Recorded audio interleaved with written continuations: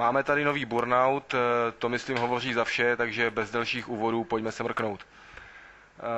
Zrovna jsme na šroťáku, vybíráme si auto. Tohle to bylo moc opravený, tak si vyberu nějaký pořádně rozšmelcovaný. Tohle by se mohlo docela hodit. Není to nic moc model, trošku to se startuje a tak bude docela vhodný ho co nejdřív opravit.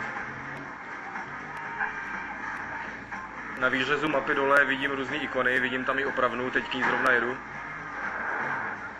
Mimochodem teďka tady přede mnou můžete vidět takový ten jeden z těch billboardů, o kterých píšu v recenzi.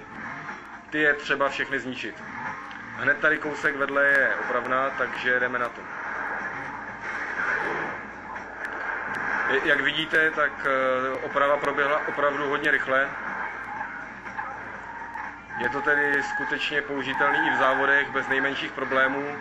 Člověka to vůbec nezdrží a možná si tak trošku i u toho odpočine. Teďka se mrknu na nějaký závod.